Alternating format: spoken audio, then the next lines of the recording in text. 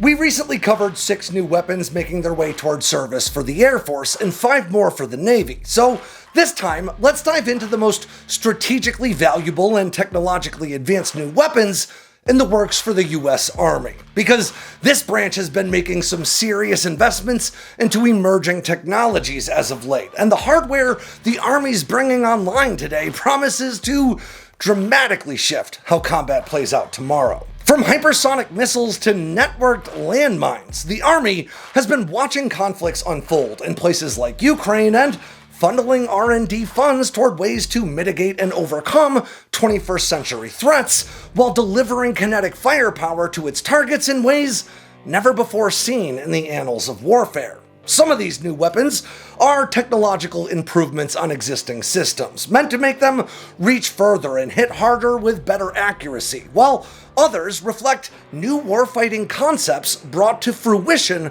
through Army R&D. So let's talk about the very near future of US Army hardware and the 5 systems I think could have the biggest impact on the battlefields of tomorrow. I'm Alex Hollings, and this is Firepower.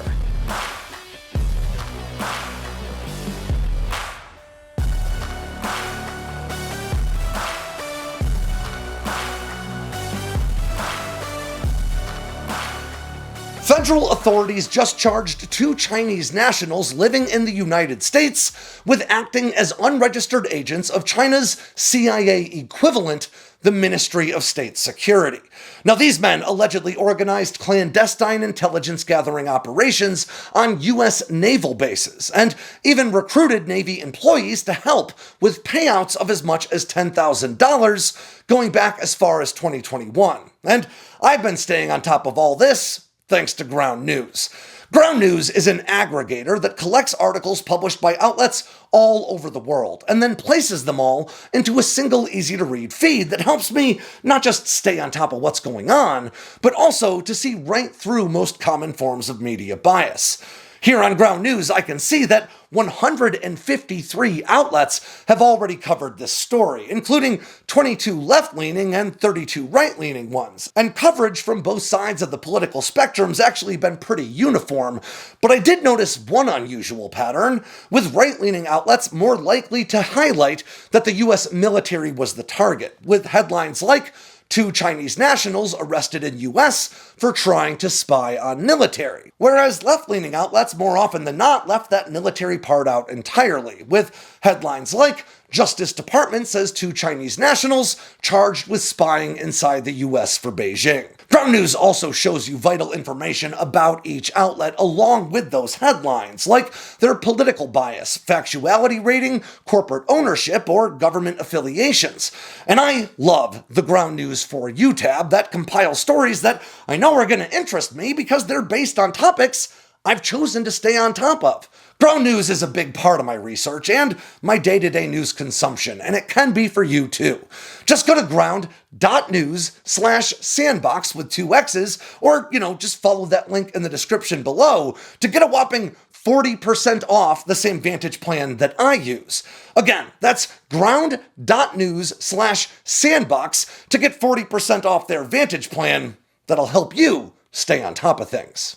When people think of the latest warfighting technologies, the first branch that comes to mind, well, is probably the Air Force, with high-profile tech initiatives like new stealth bombers, hypersonic spy planes, and exotic new fighter jets, all drawing headlines and significant investments for years at a time. But while the Air Force's tech reputation is certainly well-earned, there's a reasonable argument to be made that the US Army is pushing the boundaries of modern engineering in just as many ways, but through programs adorned in complex acronyms and that often require a bit more context to really appreciate. And that just tends to make these breakthroughs a bit less marketable for a modern media industry that prioritizes holding your attention more than actually informing you about what's going on.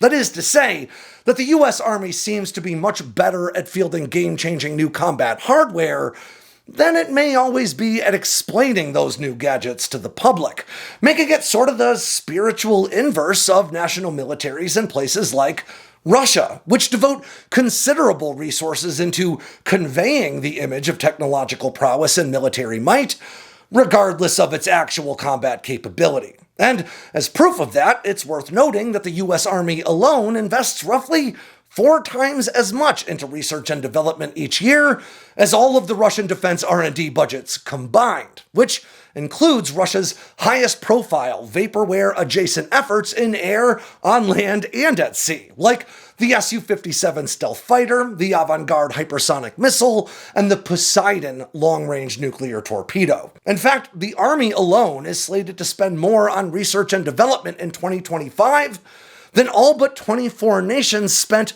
on their entire militaries in 2024. The Army R&D budget alone could unseat Iran as the 25th largest defense spender on the planet if considered in isolation. But because a great deal of the new technology developed by the Army comes in the form of single-use munitions, or pieces of kit meant to improve the lethality or the survivability of individual soldiers, well, it doesn't always lend itself as well to eye-catching headlines.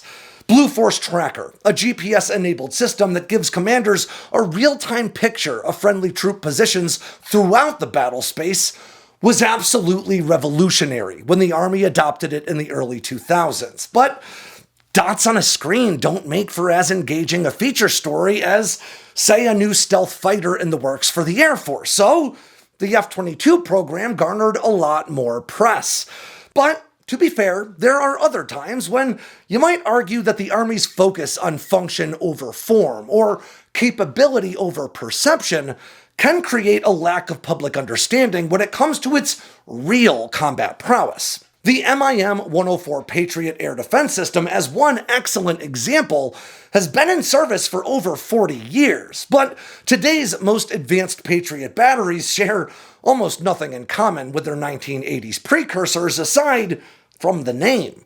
Perceptions of Patriot among much of the public were long based on its middling performance against Iraqi ballistic missiles in 1991, with many of its technical-sounding update and upgrade programs since mostly falling on deaf ears in the media. That is, until modern-day Patriot started swatting Russia's faux hypersonic Kinzhal missiles out of the sky over Ukraine in 2023, and people suddenly started to realize that the system had come a very long way since entering service. Now that runs in stark contrast to Russia's air defense efforts, when they slapped a new name and designation on the S-400 Triumph to garner worldwide press attention back when it entered service in 2007, even though the S-400 shares about 70% of its components with the much older S-300. Now that sort of marketing was just never a part of the Army's Patriot improvement plans, and as a result, most folks just didn't realize how good Patriot had become until it had a chance to prove itself. But if you ask me, I would always prefer an army that's focused on winning fights on the battlefield over one that's focused on winning fights in the comments. So let's see if we can't help the Army out and highlight some of the most important new weapon systems coming online right now and in the years ahead. So there's no confusion about just how capable and scary the Army is becoming in the 21st century. And if hype is what we're after, what better place to start than with hypersonics, and the Army's new Dark Eagle long-range hypersonic weapon, or LRHW. Dark Eagle is a type of modern maneuverable hypersonic missile known as a hypersonic glide vehicle, or HGV, which means it's carried aloft via a conventional rocket booster, a lot like a ballistic missile, before separating from that booster and gliding down toward its target unpowered, but at immense speeds, and importantly, while changing course somewhat unpredictably along the way to complicate matters for air defenders attempting an intercept. In a lot of ways, Dark Eagle is the American equivalent to Russia's ICBM-based Avant-Garde and China's anti-ship-focused DF-ZF hypersonic missiles, in that it functions in mostly the same ways. But unlike Russian and Chinese hypersonics, the US has committed to only fielding non-nuclear or conventionally armed versions of the LRHW. And that creates additional engineering challenges, because a non-nuclear weapon has a much smaller blast radius, and that means needing to be a lot more accurate to hit your target. Dark Eagle, or the LRHW, has been under joint development with the US Navy since 2018 and is designed to use the Common Hypersonic Glide Body as its primary munition. In other words, the Common Hypersonic Glide Body is the HGV, or the projectile itself, and it can be launched from the Army's Dark Eagle mobile ground launchers or the Navy's conventional prompt strike weapon launch tubes, currently being installed into America's Zumwalt-class stealth destroyers. Now, according to Army documents, this weapon has a range in excess of 1,725 miles, and as we discussed last week, it's probably further than that. In the weapon's end-to-end flight test held on June 28th of 2024, it covered more than 2,000 miles and was listed as a complete success.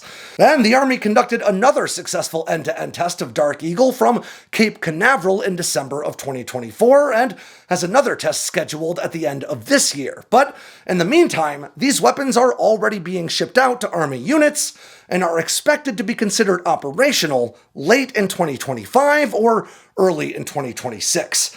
But the Army isn't just adding a new truck-based hypersonic missile to its loadout, it's also giving its mobile rocket launch systems a huge boost in firepower, thanks to the Lockheed Martin-led Precision Strike Missile, or PrSM, spelled PRSM. This new short to medium range ballistic missile is meant to replace the Army's current MGM-140 Army Tactical Missile System, or ATACMS, that have had a great deal of success in Ukraine in recent years.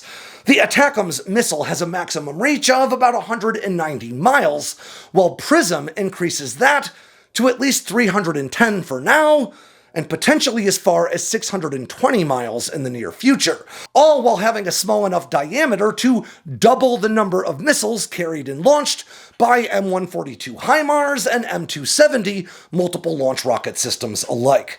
But it's Increment 2 of the PrSM, currently known as the Land-Based Anti-Ship Missile, or LBASM, that might represent the most important new capability making its way to Army artillery teams.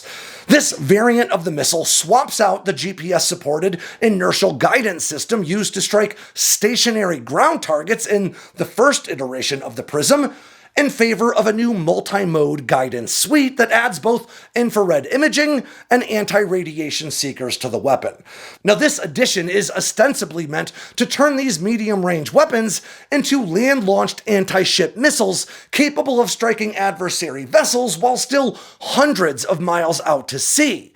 But it is worth noting that the ability to strike moving maritime targets like warships means this missile will now be able to hit just about any target on the surface of the Earth, moving or stationary, from extended ranges. Now, that combination of seekers makes it possible for the LBASM to fly out toward the general known area of adversary vessels before transitioning over to its electro-optical seeker to identify its target and close with it.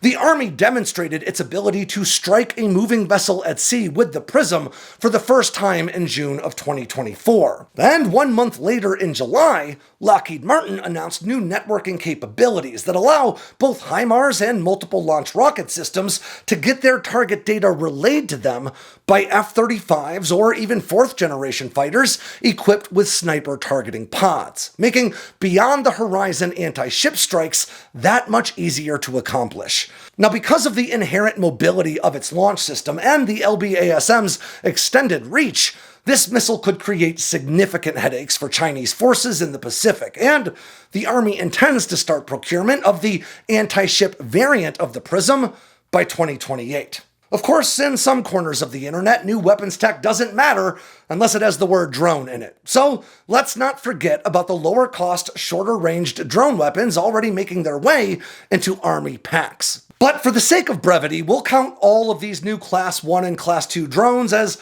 one new weapon, despite actually being, well, a whole bunch of new weapons and platforms being designed and built from an equally long list of suppliers.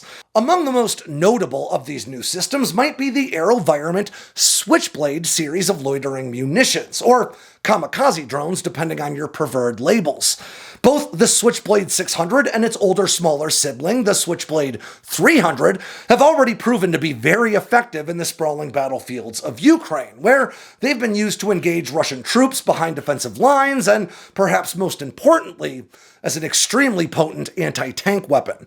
At just 5.5 pounds and about 19.5 inches long, the Switchblade 300 can easily be stowed inside a backpack.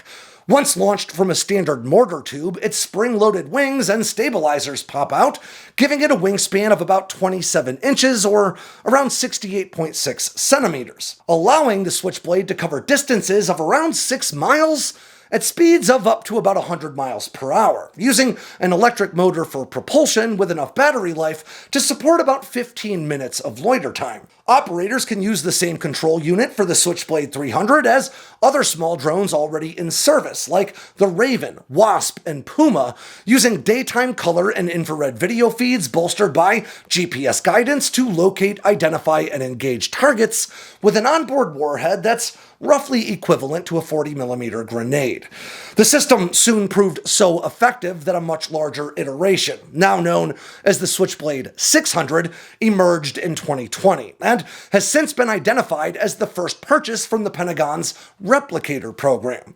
This system is still man-portable, but it's a lot heavier at 60 inches long and around 120 pounds, including the launch tube and fire control system. The system can be set up and launched in about 10 minutes, and AeroVironment claims the Switchblade 600 can fly out to around 25 miles in just 20 minutes or so, and then provide another full 20 minutes of loiter time on station. Now, this could potentially allow the 600 to fly out to targets as far as even 56 miles, but doing so would require relayed antennas positioned along the way to get commands to the system. A larger electric motor allows this system to sprint to speeds as high as 115 miles per hour, or loiter for longer durations at speeds of around 70. The 600 also offers improved guidance with a tap-to-target function on the fire control tablet to dramatically increase ease of use for the operator, who can keep tabs on the action via its electro-optical infrared sensors. The 600 also carries a warhead that's comparable to a Javelin anti-tank guided missile, making it particularly well-suited for engaging enemy armor.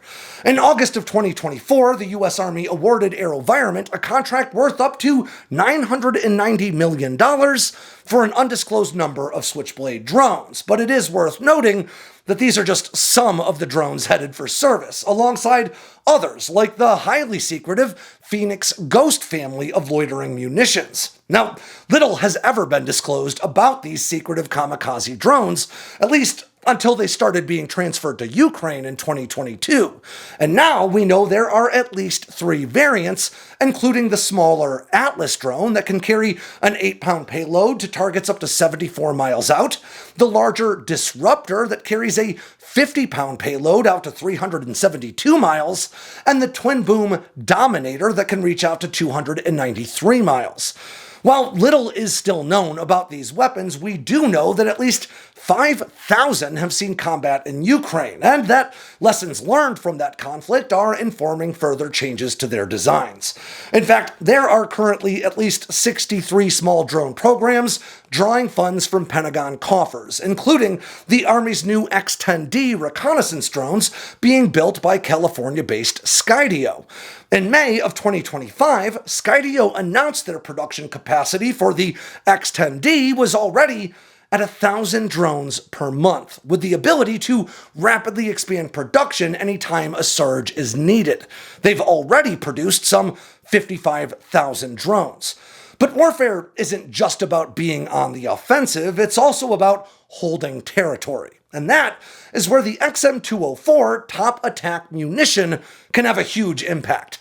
These specialized weapons are meant to serve as an anti-armor terrain obstacle in similar and complementary capacities to more traditional landmines, but with superior destructive capabilities against tanks and none of the long-term risks associated with traditional minefields. The 84-pound XM204 is, in fact, a lot like a landmine, but rather than simply exploding when it detects the presence of a nearby tracked vehicle, it fires an armor-piercing munition up into the air. While airborne, that munition scans the area to identify the target tank, and then detonates an onboard submunition that launches explosively formed projectiles directly into the top of the tank, where its armor is weakest.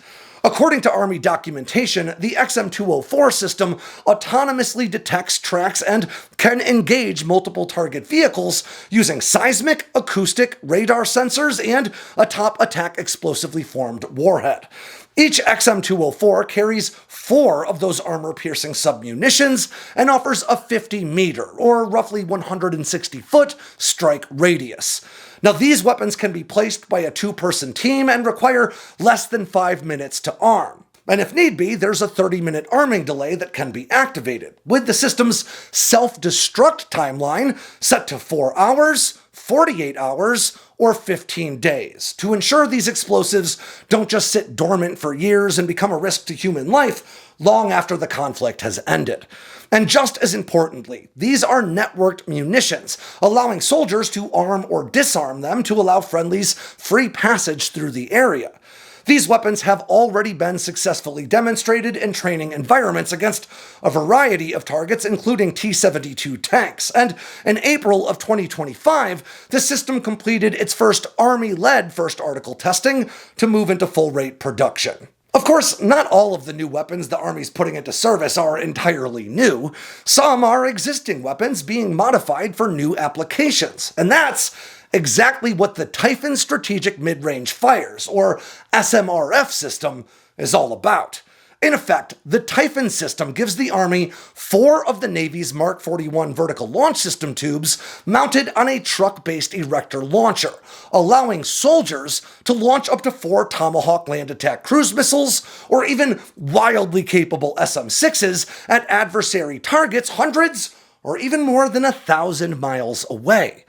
The goal of this system was to give the Army weapons that could strike surface targets at ranges that exceed the aforementioned Prism, but are short of the hypersonic Dark Eagle, making the modern Tomahawk, which has a maximum range of just over 1,000 miles depending on variant, a perfect choice for this application.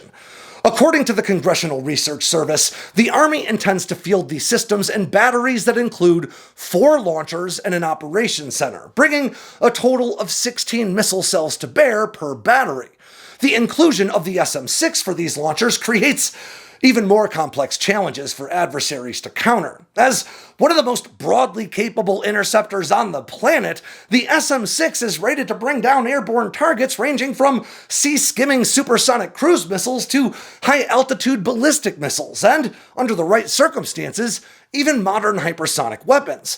The SM-6 is so capable, in fact, that it has a secondary use case as a surface strike weapon, and has even been modified for use as an extremely long-range air-to-air missile for the Navy and the AIM-174 gunslinger. But the Army is primarily focused on using the missile for anti-ship duties within a few hundred miles.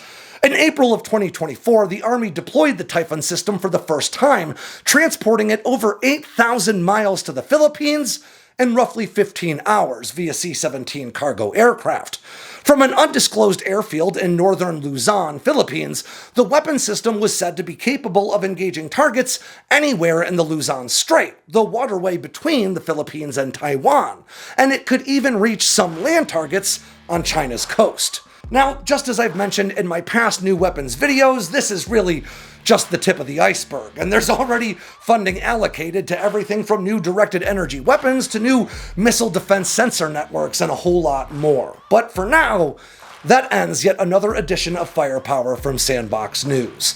I'm Alex Hollings. Make sure to swing by sandboxnews.com today and every day for all the latest in news, entertainment, and now merch from all around the force. If you got anything out of today's video, make sure to click like and subscribe down below, and leave me a comment so I know what I should cover next. And of course, don't forget to tap on that bell icon so you never miss a drop from Sandboxx News.